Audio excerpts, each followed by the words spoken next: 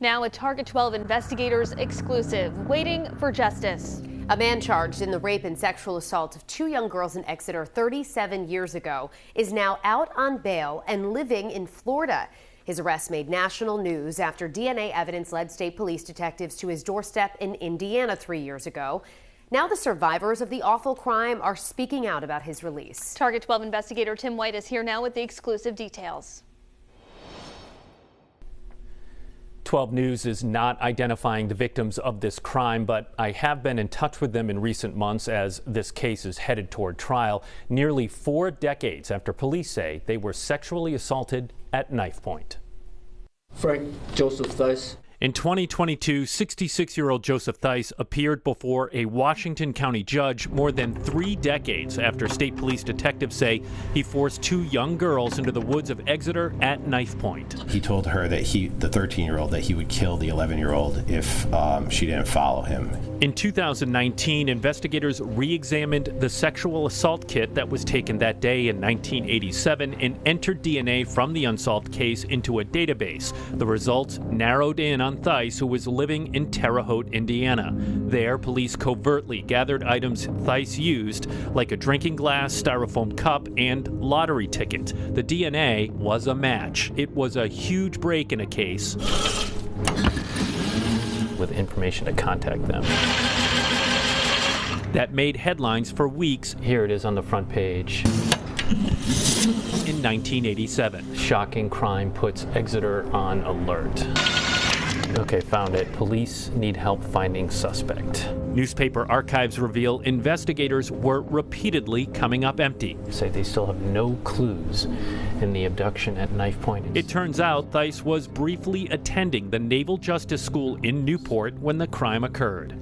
At the time, the case put Exeter and surrounding communities on high alert, then faded from the headlines. Investigators say in the years following, Thies lived in at least 7 different states and 2 countries after his brief stay in Rhode Island. Yet, despite living on the lam for nearly 4 decades, a Superior Court judge granted Thies' request not only for bail, but to live with a family member more than 1,000 miles away in Florida. The decision sparked outrage from the victims, who sent Target 12 a statement read in their own voice. We were deeply upset and hurt by the court's decision to release Frank Thies on bail. We feel victimized all over again. At 11 and 13 years old, we experienced a lifelong horrific trauma by this man that no child should ever have to endure.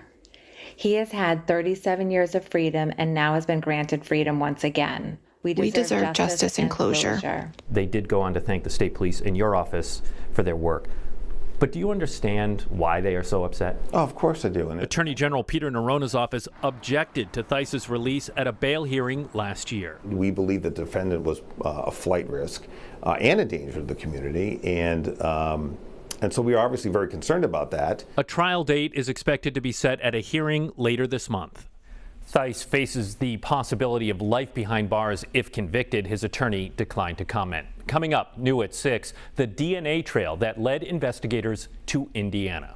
With the Target 12 investigators, Tim White, 12 News. Now, our Target 12 investigation waiting for justice continues now. A long-dormant rape case reopened after a trail of evidence led to an Indiana man. Tonight, we're getting a closer look at that investigation and why the 2 survivors from the case are upset that more isn't being done. Target 12 investigator Tim White is here now with his findings. It took nearly 4 decades, but police say they tracked down the man who sexually assaulted 2 young girls in the woods of Exeter at knife point. Yet the accused remains free. Here it is, front page. Archived news articles of the horrific crime in 1987. Okay, found it. Police need help finding suspect. Show Exeter and surrounding communities were on high alert. During the weekend, say they still have no clues after an unknown man jumped out of a car and pulled a knife on 11 and 13-year-old girls in Exeter and dragged them into the woods. This is the original police report from April 12, 1987, and a sketch of the suspect. A state trooper writes one of the victim's fathers was going to neighbors asking for a gun after he learned his daughter had been raped, but the suspect vanished. Then, in 2019, state police detectives sent DNA from the sexual assault kit to a forensic genealogy company, which narrowed in on 3 possible sons of a deceased couple. But which one had crossed paths with Rhode Island? Detectives found only one. Frank Joseph Thice. Frank Thice was in Rhode Island for less than 3 months in 1987 at the Naval Justice School in Newport. Working with Indiana State Police, detectives secretly collected a long list of items Thice discarded, including a drinking glass, styrofoam cup, and lottery ticket. The DNA was a match, and Thice was taken into custody.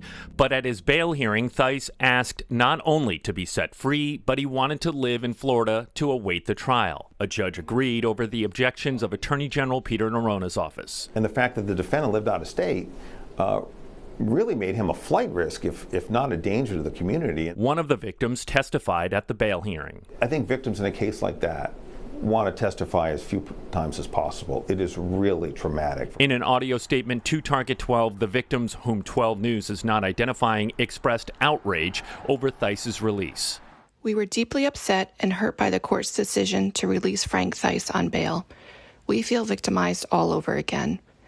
We can only hope that justice is served soon and that this child sex abuser is put back in jail where he belongs. Thice was arrested in 2022, but a trial date has yet to be set. Certainly a defendant ought to have time to prepare their defense, but it shouldn't take years to bring a capital case to trial. I think that's another real weakness in our state system. A new public defender was recently assigned to this case. He declined to comment. Thice faces the possibility of life behind bars if convicted of any of the 3 counts he's charged with.